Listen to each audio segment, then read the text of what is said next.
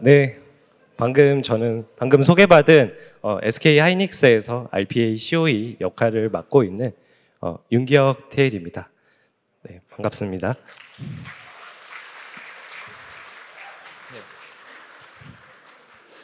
저는 앞서 해주신 것처럼 RPA 기술이나 전망에 대해서 말씀을 드리려는 건 아니고요. 이 제조업 중심의 하이닉스에서 DII 확산 전략에 대해서 좀 소개를 드리려고 합니다. 그러니까 저희가 DI를 하면서 수많은 역경이 있었는데 어떠한 전략을 사용해서 어떠한 노력을 했는지, 그리고 그 결과는 어땠고 그 속에서 CO의 역할은 무엇이었는지 좀 설명을 드리려고 합니다. 네, 제가 40분이라는 가장 긴 시간을 세션에 할당을 받아서 시간이 많으니까 혹시 질문이 있으신 분들은 발표 끝나고 또 시간이 있을 것 같아서 그때 질문해 주시면 감사하겠습니다. 네, 일단 목차입니다. 일단 SK 하이닉스 저희 RPA 현황에 대해서 좀 설명을 드릴 거고요. 그리고 그 속에서 저희가 어떠한 페인 포인트들이 있었는지, 그래서 처음에 저희가 어떤 것들을 했는지, 그리고 실제로 그 RPA를 이제 양성을 하면서 시티즌 디벨로퍼라는 거를 양성을 하게 되는데, 그런 것들을 위해서 어떤 것들을 처음에 시작을 했는지, 그리고 여기서 지금 이제 발견한 이제 거버넌스들을 토대로 마지막에는 DWP라는 저희 플랫폼에 대해서 좀 설명을 드릴 거예요. 여기 플랫폼의 기능에 대해서 설명을 많이 드릴 건데, 네. 일단은 저희 RPA 현황에 대해서 좀 먼저 말씀을 드릴게요. 네. 일단 크게 세 가지로 말씀을 드리려고 하는데요. 유저, 그리고 과제, 그리고 강사입니다. 네. 일단 저희 시티즌 디벨로퍼가 현재 올해 11월 기준으로 1,459명이 활동을 하고 있습니다.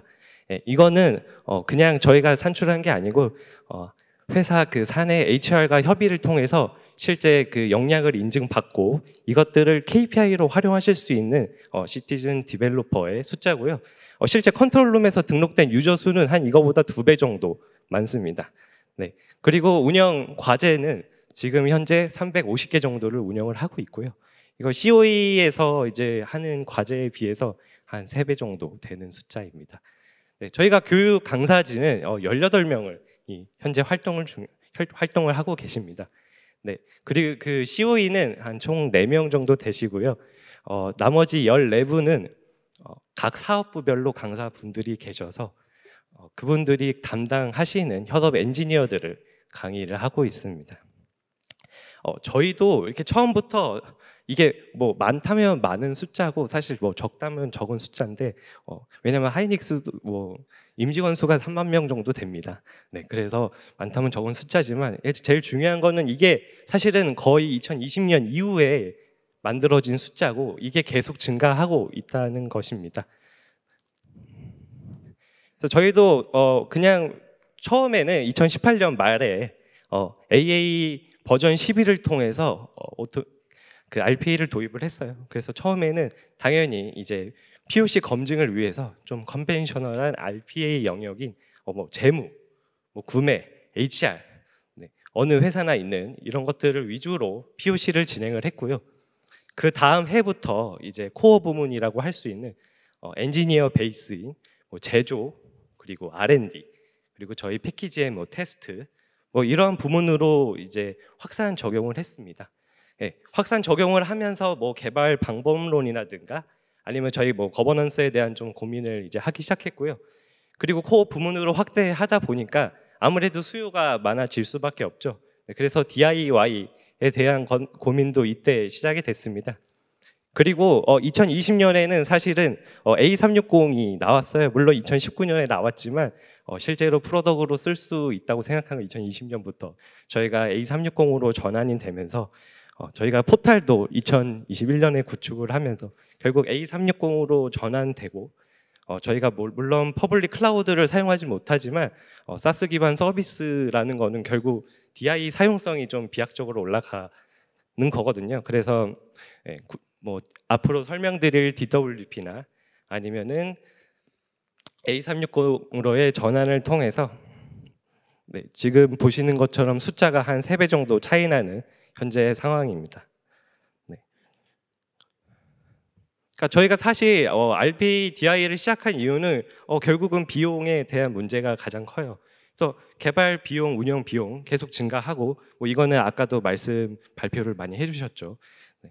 그리고 프로세스 난이도가 계속 증가해요. 사실 구매랑 HR의 RPA를 확산하는 거랑 제조 부문의 RPA를 확산하는 거는 일단 난이도가 달라요. COE가 도메인 지식을 이해하는 것보다 그냥 로우 코드 기반의 프로세스 오토메이션이잖아요. AA가. 그냥 AA를 DI 유저한테 가르치는 게 훨씬 싸고 훨씬 더 빨라요. 네. 그리고 업무 표준화도 결국은 한계가 있어요. 그러니까 저희에도 레거시 시스템이 엄청 많고 그 레거시 시스템들도 다 개선을 하거든요. 그래서 어느 정도 표준화된 영역은 이미 레거시가 다 개선을 해주고 있어요. 결국은 현업 엔지니어들은 결국 조금 더 현업에 특화된 그리고 비즈니스 특화된 업무를 중심으로 나가야 합니다. 그러면 DI는 일단 필요한 건 알겠어요. 그러면은 어떻게 한번 일단 시작이 돼야 될까? 그래서 이걸 저희는 한 3가지 정도로 처음에 정리를 했습니다. 네, 일단 시티즌 디벨로퍼 양성을 해야겠다. 어떤 걸 해야 될까? 일단은 기업 문화는 필요합니다. 일하는 방법에 대한 혁신에 대한 뭐 기업 문화가 있어야겠죠. 뭐 여기에 계신 분들은 다 RPA 확산을 하시고 뭐 전사의 RPA를 도입하시는 분들이기 때문에 뭐 이런 것들은 이미 기업 문화에 다 녹여 있을 거라고 생각이 들고요. 또 하이닉스 같은 경우는 사실 기존 DIY 경험들을 많이 가지고 있어요. 그래서 스파파이어라든가 뭐 태블로라든가 이런 것들, 뭐 데이터 레이크라든가 데이터 플랫폼에 대한 이미 DIY로 현업 엔지니어들이 이거를 개발해서 사용을 하고 있어요. 그러니까 뭐 거기에 RPA가 이렇게 하나 들어간다고 해서 DIY 이게 뭐지? 이렇게 하지 않아요. 아, DIY 할 수 있구나라고 생각하는 어느 정도의 경험도 가지고 있습니다. 물론 뭐 확산을 하면서 실제로 이런 경험이 다 없으신 분들도 RPA는 엄청 잘 사용을 하긴 하십니다. 네. 근데 이제 무엇보다 사실 가장 중요한 것은 COE의 내재화가 저희는 가장 중요하다고 생각을 합니다. 결국 COE가 이 내재화돼 있어야 어떤 게 필요한지 알고 사용자들도 아웃소싱 없이 스스로 교육을 하고 우리가 서비스도 기획을 하고 그 다음에 가장 중요한 거버넌스 체계도 정립이 되겠죠. 그래서 저희 COE가 처음에 내재화를 통해 했던 것들을 좀 설명을 드릴게요. 3가지로 말씀드릴 수 있을 것 같은데요. 일단 스폰서십이 확보가 되어야 되고요. 네, 파워 유저도 육성이 돼야 됩니다. 그 뒤로 DIY를 위한 거버넌스 체계도 정립이 되어야겠죠. 네, 처음에 일단은 탑다운식의 제조업이라서 그런 건지 모르겠지만 일단 탑다운식의 일단 확산이 가장 중요합니다. C레벨의 스폰서십이 확보가 되어야 되고요. 네, 사업부별로 파일럿을 과제를 도입하면서 일단 이제 구성원들이 약간 흥미가 생겨야 됩니다. 또한 파워 유저를 육성을 통해서 기존의 뭐 아웃소싱 개발자라든가 교육자들을 계속 쓸 수는 없고 결국 이것들을 내재화해서 교육을 시켜줘야 됩니다. 그래서 트레이너들도 막 교육을 하고 뭐 TTT 코스도 운영을 받지만은 결국은 현업의 개발자들이 교육을 받아서 강사를 하게 되면 가장 비즈니스를 잘 이해하는 개발자가 되겠죠. 네. 그리고 그거를 통해서 이 앞에 2개를 통해서 COE는 일단 거버넌스를 정립을 해야 됩니다. 어떤 게 필요한지, 어떤 서비스가 필요한지, 그리고 우리 회사에 그런 맞는 전략은 무엇인지 이런 거에 대해서 거버넌스 정립이 필요합니다. 그래서 이런 걸 다 했어요. 했는데 문제가 또 발생을 해요. 네. 어떤 게 있냐면 일단 보여주기식 과제들이 막 양산이 돼요. 일단 위에서 하라니까 일단은 만들어서 뭔가 여러 가지 해. 근데 실제로 하는 거 보면은 만들어 놓고 잘 안 써요. 네. 그 다음에 파워 유저 우리가 열심히 다 교육했어요. 근데 매년 조직이 바뀌잖아요. 그리고 그분들도 현업의 업무가 있어요. 그러니까 관리가 어려워요. 그리고 거버넌스 체계는 정립을 했어. 이거 근데 구성원들에게 좀 전달을 해야 되잖아요. 전달을 하고 구성원들이 이해하고 그 체계 내에서 어떤 것들을 해야 되는데 그런 방법에 대해서 좀 고민을 많이 시작을 했습니다. 그래서 저희가 일단은 이거는 잘 모르겠고 어떤 걸 제일 먼저 했냐면요. 일단 구성원들이 많이 교육시키자. 이걸 제일 먼저 했습니다. 그래서 교육을 활성화했어요. 교육을. 그래서 DI 활성화를 위해 일단 동기부여. 일단 많은 사람들이 많이 해. 일단 RPA도 뭔가 우리 회사에서 어떤 포션을 가지고 일단 살아남아야 됩니다. 네, 그래서 사내 교육 엄청 활성화했어요. 네, 그래서 교육 이수에 따라서 역량의 레벨 체계가 나눠지는데 그것도 부여해요. 그리고 사내 조직도에도 표기하고 이거는 본인의 KPI로 가져갈 수 있습니다. 또한 이거 따면은 포상도 해줘요. 포인트도 적립해주고 레벨을 따거나 과제를 등록하거나 하면은 포인트도 적립을 해줍니다. 뭐 매년 경징대회도 당연히 진행을 하고요. 뭐 우수 사례도 홍보하고 이렇게 여러 가지 많이 했습니다. 그래서 많이 고민했어요. 알파고 아카데미라는 것도 만들었어요. 그래서 여기 드미트리 사장님께서는 매트릭스를 좋아했는데 저희는 스타워즈를 좋아합니다. 그래서 제다이 스타워즈의 이제 제다이 스토리를 만들어서 이 수작업 업무와 맞서는 그런 이 제다이들의 이런 스토리 라인을 구성했고요. 그래서 온라인 교육도 진행을 하고 오프라인도 교육도 다 진행을 했습니다. 그래서 교육을 이수하게 되면 이런 식으로 역량에 따라서 레벨이 부여가 됩니다. 그래서 분기별로 아이템샵에서 이렇게 내 아이템들을 구매를 할 수가 있고요. 포인트가 적립이 된 걸로. 그리고 KPI 이렇게 조직도에 보면은 이렇게 방패가 표시됩니다. 사람들이 이렇게 방패 표시되는 걸 굉장히 좋아해요. 조직도에 나오는 것들을. 그리고 저희가 사용자 VOC 채널도 운영해서 저희는 모든 한 VOC 채널에 그러니까 채팅방 하나에 모든 사용자들이 다 들어가 있어요. 그래서 저희만 대답을 하는 게 아니고 사용자들끼리 서로 약간 토론도 하고 거기서 서로 답변해주고 처음에는 저희가 하지만 이제 나중에 이제 스스로 굴러가게끔 그리고 저희가 위키도 가지고 있습니다. 그래서 사용자 가이드도 계속 업데이트해서 올리고 있습니다. 이렇게 많은 노력을 했고요. 그래서 DI 사용자는 많이 늘어났습니다. 19년에서 20년도에 260명이었어요. 근데 2021년에 782명이 역량을 땄고요. 22년에도 지금 현재 11월 기준으로 700명이 역량을 땄습니다. 그래서 DIY는 진짜 사용 많이 해요. 그래서 사용들이 어떻게 해? 그런데 문제가 또 있어요. DIY로 사용자를 많이 늘렸더니 이 COE로 운영할 때보다 리소스가 더 많이 드는 것 같은 거예요. 운영 리소스를 관리하기가 너무 어려워요. 사용자 러너봇도 부여해주고 해소해야 되고 그리고 사용자 권한 같은 것도 관리가 어려워요. COE는 권한 체계가 이미 다 되어 있지만 DIY는 과연 누구한테 권한을 줘야 되는지 그리고 그 사람이 만약에 업무가 바뀌면 어떻게 되는지 몰라요. 그러면 그런 과제들이 또 좀비 과제들이 막 생성이 되죠. 그리고 저희가 모든 과제를 모니터링 할 수가 없다 보니까 컴플라이언스 이슈도 당연히 생기고요. 저희가 기존 파워 유저 육성해가지고 좀 현업의 업무, 저희의 업무들이 약간 이름을 해줬어요. 그랬더니 그 사람 업무들도 많아졌어요. 그 사람들 막 도망가고. 근데 이게 결국 DIY를 위해서 좀 새로운 거버넌스 체계가 필요하겠다 이렇게 생각이 된 거예요. 그래서 일단은 저희가 한 4가지 정도로 어떤 게 과연 DIY 사용자들한테 제공이 되면 이 사용자들이 좀 RPA에 락인돼서 효과적으로 RPA를 사용할 수 있는지에 대해 고민을 했습니다. 쉽지 않은 여정이었고요.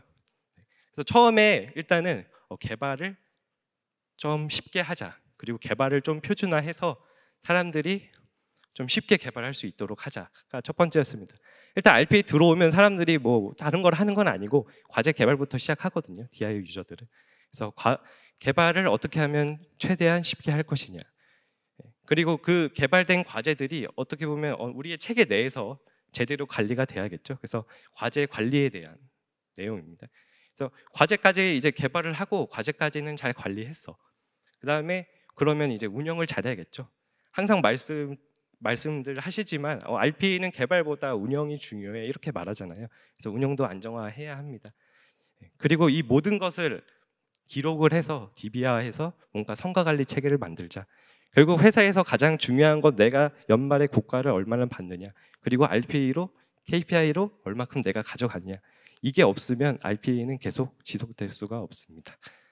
그래서 이거를 토대로 저희가 이 거버넌스를 수립했고 이렇게 해서 앞으로 이제 그 보여드릴 DWP라는 플랫폼에 이런 기능을 녹여왔어요. 그래서 저희가 근데 플랫폼 만들기 위해서 제일 신경 쓴 딱 3가지가 있습니다.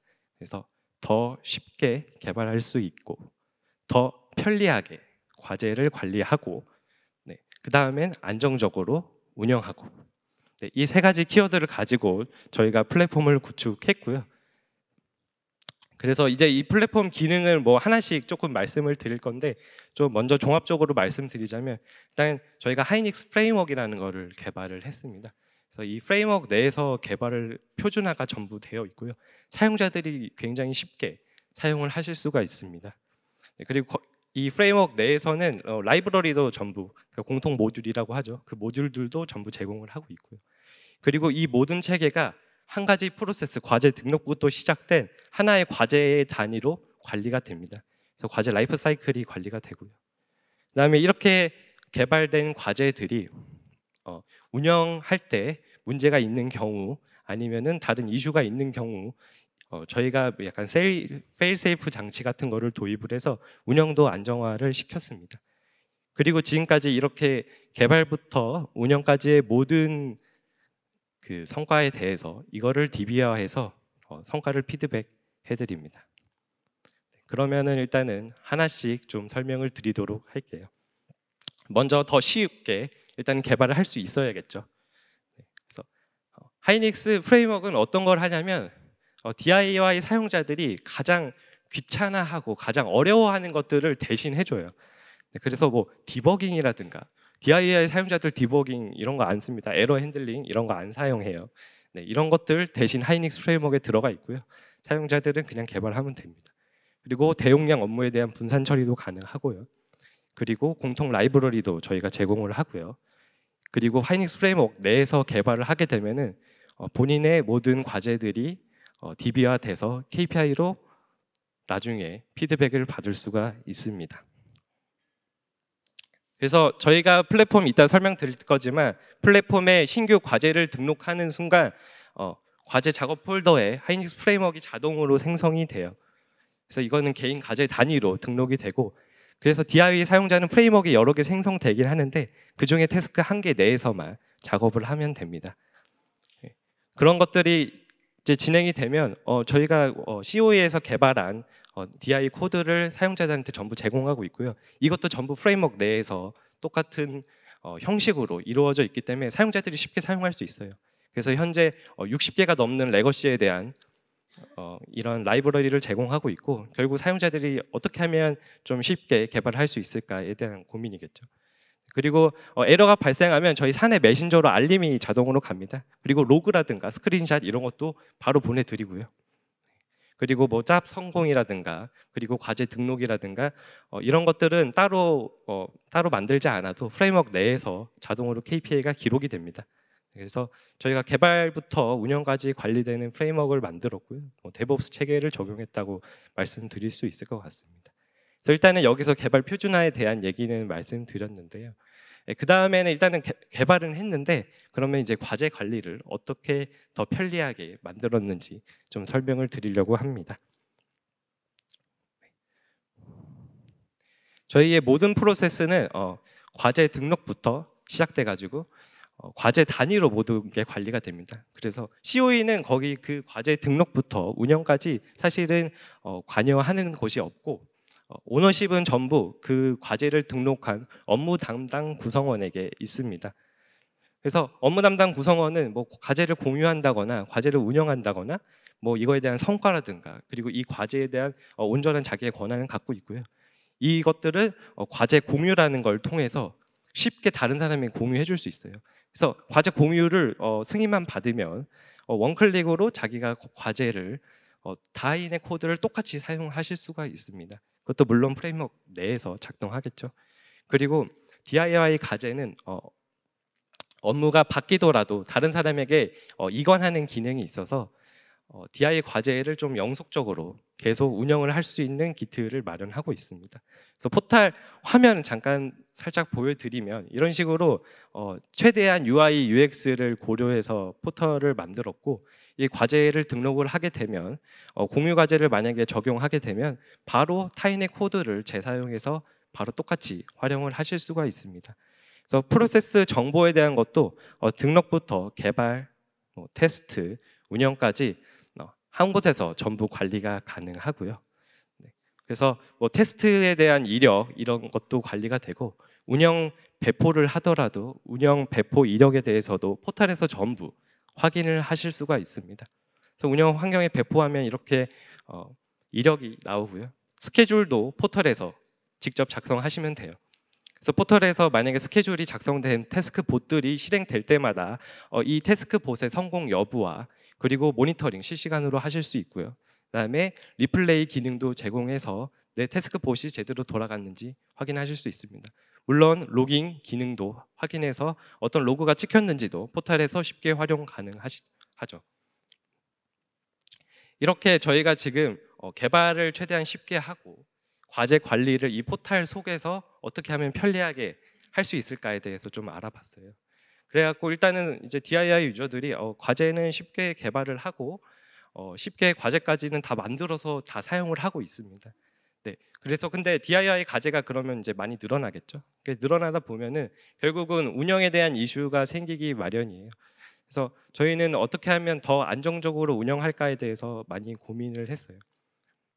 그래서 운영에 대해서 좀 DIY가 운영이 좀 커짐에 따라서 좀 크게 두 가지 문제가 발생하는데요. 일단은 과제 개발에 대한, 그러니까 한마디로 봇이죠. 그 태스크 봇에 대한 리스크가 있습니다. 일단 태스크가 뭐 신텍스 에러를 하거나 아니면은 뭐 메시지 박스를 그냥 띄워놓거나 이런 경우에 계속 리소스를 잡아먹겠죠. 그리고 또 하나는 봇 러너에 대한 리소스의 문제입니다. 어떤 과제는 금방 끝나는 과제도 있는데 어떤 과제는 뭐 스케줄링 시간을 뭐 10시간, 뭐 12시간 잡아먹는 과제가 있다거나 뭐 좀 무한 루프로 계속 돌려서 우리가 모르는데 뭐 24시간 동안 러너에서 돌고 있다거나 이러한 뭐 품질 이슈들이 계속 발생할 수밖에 없어요. 특히 COE가 아니고 DIY 과제들은 이거에 대한 고려가 굉장히 많이 중요합니다. 그래서 저희는 그거를 세 가지의 좀 페일 세이프 장치를 마련했고요. 일단은 개발을 운영 배포하기 전에 한번 검사합니다. 네, 코드 인스펙션을 통해서 일단 저희가 정한 정책에서 제대로 개발이 되었는지 한번 검사를 해줘요. 네. 그리고 이 코드 인스펙션을 통과하고 그 다음에 넘어가서 운영 환경까지 넘어갔더라도 여기서 뭔가 문제가 발생해서 계속 뭔가 러너 리소스를 잡아먹어. 그러면 이런 과제들은 자동으로 종료를 시켜줍니다. 네.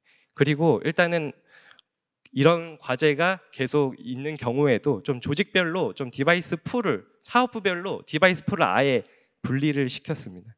그래서 한 곳에서 장애가 나더라도 다른 사업부에서는 안정적으로 운영이 가능하고, 또 저희가 사업부별로 사실 인원이 다르다 보니까 러너 리소스를 어떤 식으로 할당해야 될지 모르죠.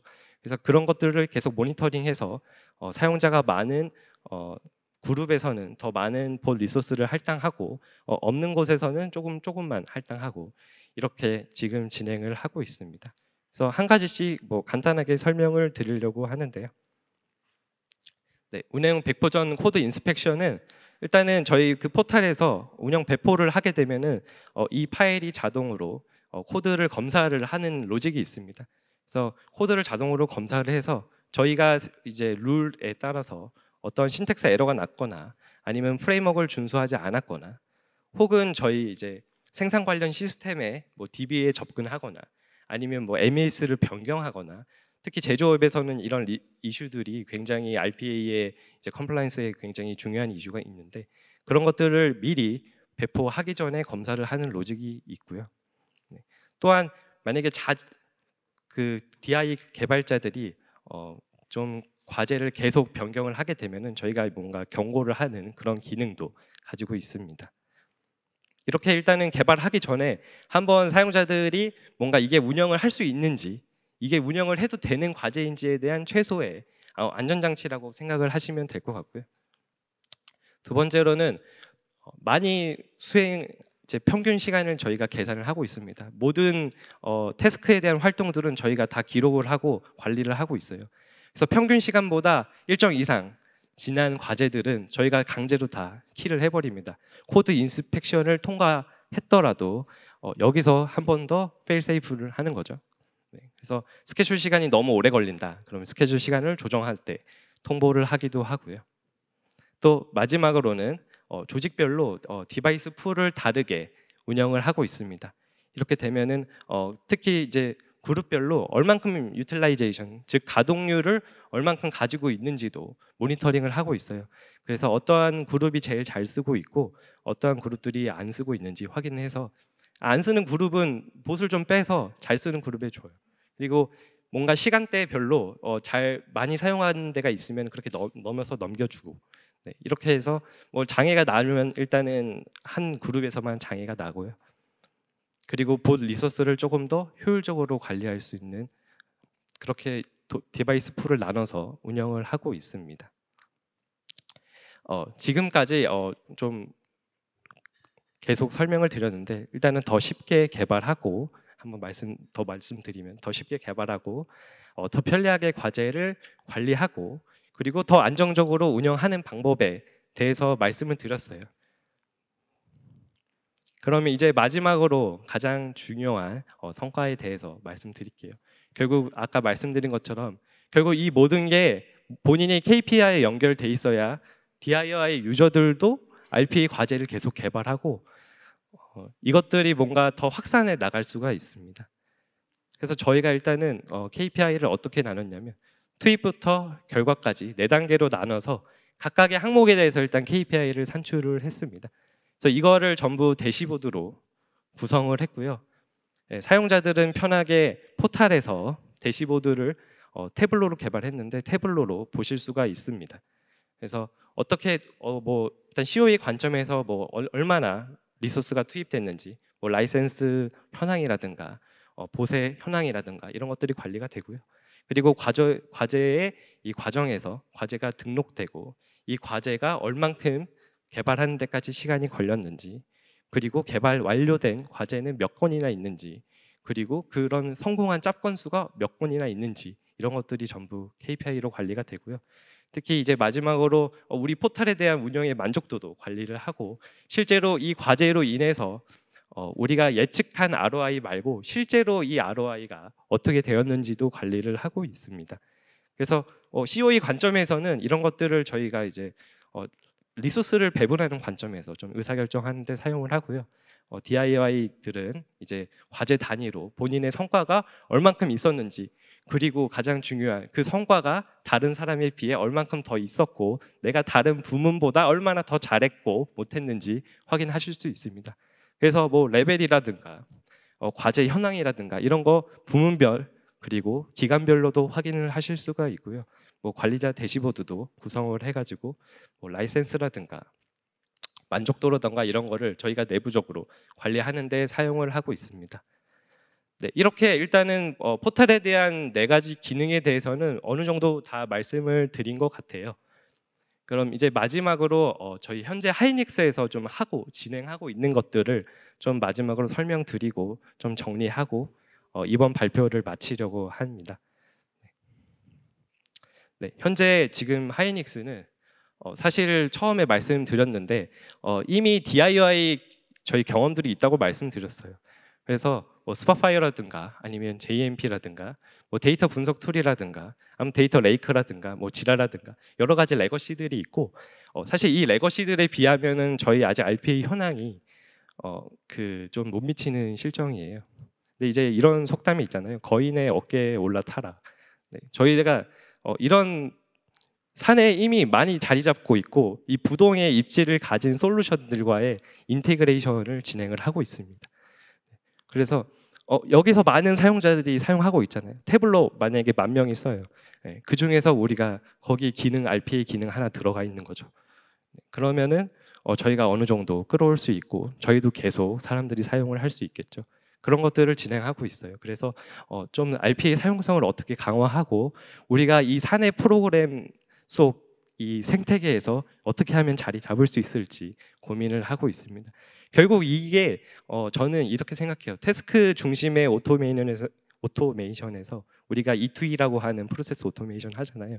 결국 이거에 대한 준비 작업이 결국 이 사내 레거시와 얼만큼 우리가 인테그레이션 되어 있고 어떻게 하면 우리가 뭐 API로 연결이 됐든 아무튼 UI로 연결이 됐든 기능적으로 하나씩 들고 있는지, 그리고 레거시랑 얼만큼 결합해서 우리가 메뉴의 기능으로 들어가 있는지가 제일 중요하다고 생각이 됩니다. 네, 일단 여기까지 다 말씀을 드렸는데요. 좀 마지막으로 마무리하면서 좀 진행하도록 할게요. 네, 저희가 처음에 COE 내자가 좀 필요하다고 말씀을 드렸는데요.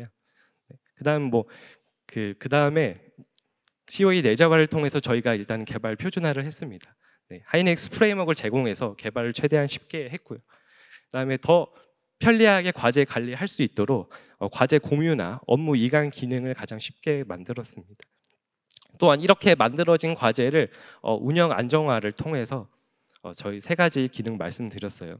그래서 DIY 개발에 대한 품질을 좀 높였습니다. 또 마지막으로 이 모든 거를 아우르는 성과 관리 체계가 필요해요. 이 성과 관리 체계가 제일 중요하니까. 그 과제별로, 담당별로, 부문별로 KPI도 연계하고요. 네. 그리고 마지막에 말씀드린 것처럼 좀 사내 레거 시스템이랑 좀 연계해가지고 E2E 프로세스 현재 저희가 CNCI 협업을 통해서도 개발을 하고 있습니다. 네, 일단 여기까지 이제 다 말씀을 드렸는데요. 여기 RP 확산에 다 COE 조직이 모여 있는 걸로 알고 있어요. 그래서 저희 케이스가 베스트 프랙티스다 이렇게 얘기하는 건 아니고요. 대신 이제 각 조직에 가셔도 저희의 케이스를 좀 듣고 좀 도움이 되는 부분이 있었으면 좀 좋겠습니다. 네, 감사합니다.